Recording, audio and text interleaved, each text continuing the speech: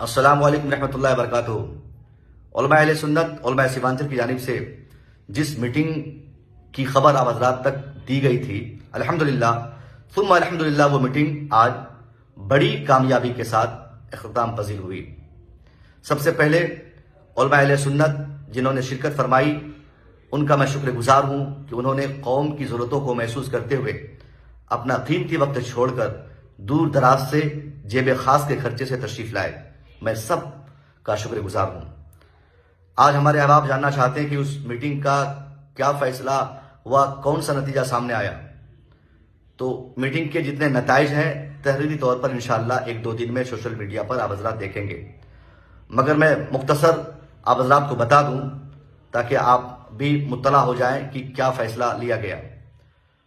جلسہ کرانے کے لیے جن امور یا جن چیزوں کی ضرورت پڑتی ہے اس میں سے جلسہ کرانے والی کمیٹی، جلسہ میں شریک ہونے والے علماء، خطبہ، نخبہ اور سامعین، اور پھر اس جلسے کے صدر یا سرپرست، یہ تین ایلیمنٹس ہوتے ہیں کسی بھی جلسے کے لیے۔ تو ان تینوں کے لیے الگ الگ ہدایات اور الگ الگ پوائنٹس کے اعتبار سے ہمارے علماء نے اپنا فیصلہ سنایا ہے۔ سب سے پہلی ہدایت ان حضرات کے لیے ہے جو جلسہ کرانا چاہتے ہیں۔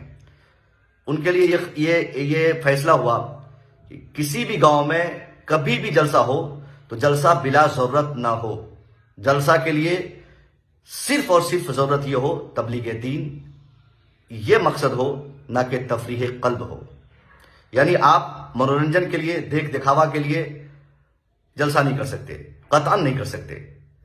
آپ کے اندر دین کی محبت غالب ہو تب آپ جلسے کا سہارا لیں۔ یہ سب سے پہلا پوائنٹ تھا۔ دوسرا پوائنٹ جس پر ہمارے علماء نے اپنا فیصلہ سنایا کہ جلسہ کرانے کے لیے جلسے والوں کے لیے اتنی آزادی نہیں ہوگی کہ وہ کسی کو بھی بلا کر جلسہ کرا لیں۔ اس کے لیے علاقے کے جو ذمہ دار علماء ہوں گے ان سے ان کو رابطہ کرنا ہوگا، ان سے پوچھنا ہوگا، ان کے سامنے ایک فہرست دینی پڑے گی بنا کر کہ حضرت میں ان کو بلا رہا ہوں۔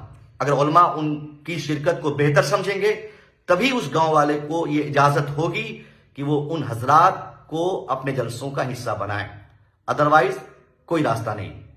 یہ دو بڑی باتیں تھیں جلسہ کرانے والوں کے لیے۔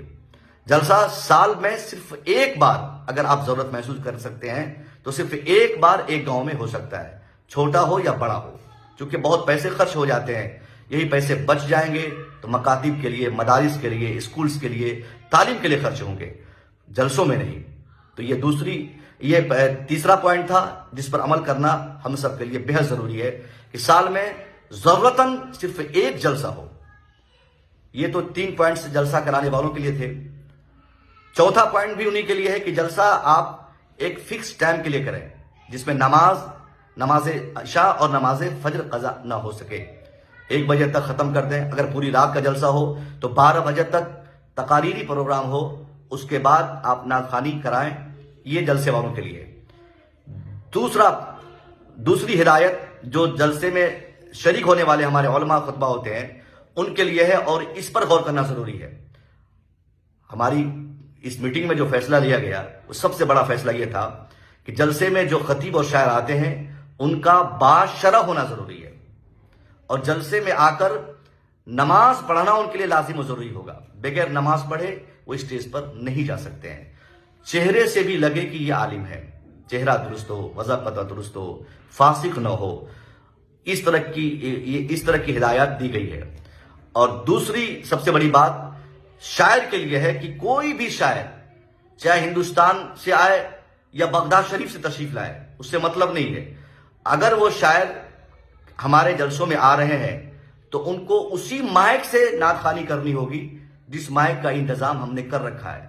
الگ سے ایکو پھیکو اور یہ آر تار لے کر جو آ جاتے ہیں، اس پر سخت ہمارے علماء نے ہدایت دی ہے کہ قطعاً کسی بھی نعت خواں کے پاس اگر اسٹیج پر اپنا خود کا مائک اور ایکو مشین ہو تو اس مشین کو چھیننے تک کی ہمیں اجازت ہوگی، یا پھر انہیں نہ بلائیں جو اس طرح ایکو مشین لے کر نعت خوانی کرنے آ جاتے ہیں۔ یہ نعت خواں حضرات کے لیے۔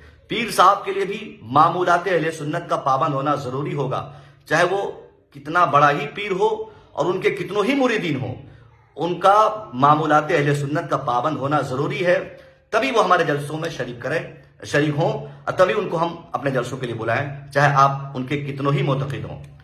تو یہ ہدایات ان کے لیے اور سامعین کے لیے جو بات سامنے آئی، کوئی بھی لڑکا کسی بھی نعت خواں کو جبرن پرچی دے کر اپنی فرمائش نہیں کرے گا۔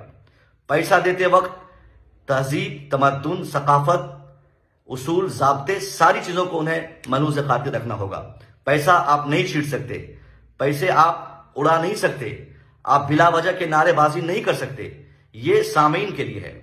تو تینوں کے لیے، خطبہ کے لیے، شورا کے لیے، پیر کے لیے اور جو جلسہ میں شریک ہو رہے ہیں سننے کے لیے، ان کے لیے بھی یہی ہدایات ہیں۔ اب جو تیسری سب سے بڑی بات سامنے آئی صدر جلسہ کے لیے، کہ کوئی بھی جلسہ کرنے والا اگر جلسہ کرتا ہے، آپ اسی جلسے کی صدارت کریں جو جلسہ کرانے والے ان دیے گئے ہدایات کی پابندی کریں یا اس پر عمل کریں گے، ورنہ آپ کی گرفت ہوگی۔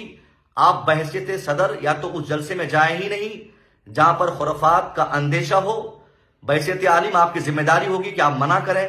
اگر آپ کے منع کرنے پر بھی اگر وہ شخص نہیں مانتا ہے، پھر اسی خطیب یا شاعر یا پیر کو بلا لیتا ہے جس کی پابندی ہمارے جلسوں کے لیے ضروری نہیں ہے اور جن کو منع کیا گیا ہے علماء اہل سنت کی جانب سے، تو آپ بحیثیت صدر آپ کو پوچھا جائے گا کہ آپ نے کیوں اس جلسے کی صدارت فرمائی یا سرپرستی کی حیثیت سے آپ نے کیوں اس جلسے کی سرپرستی کی جس جلسے میں خرافات ہوئے، جس جلسے میں نعت مصطفیٰ کے نام پر ڈھونگ کیے گئے، جس جلسے میں مصطفیٰ کی محفل کے نام پر لوگوں نے اپنی مرضی کی باتیں کی اور اس کو تفریح کا سامان بنا دیا، انٹرٹینمنٹ کا ذریعہ بنا دیا، ڈرامہ کا بنا دیا۔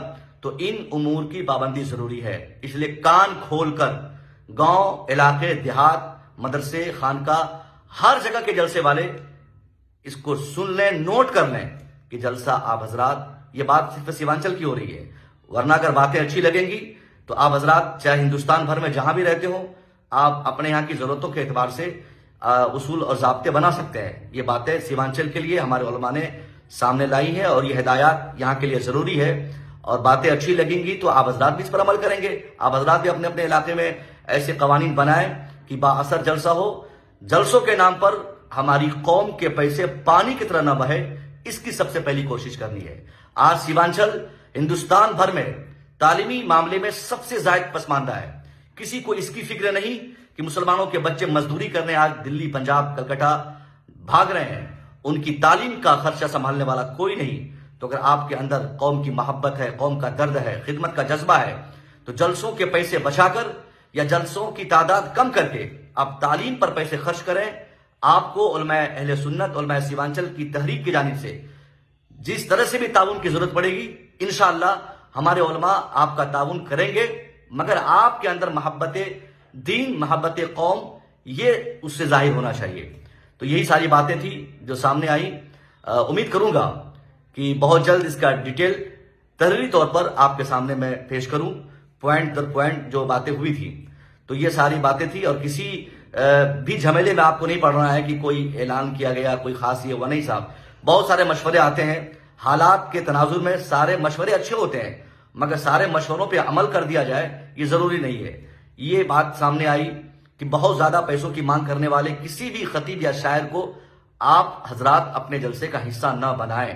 اگر آپ ان اصول اور ان قوانین کی خلاف ورزی کرتے ہیں تو آپ کے ساتھ قانونی کارروائی کے لیے تحریک علماء سیمانچل کی ٹیم 24 گھنٹے تیار رہے گی۔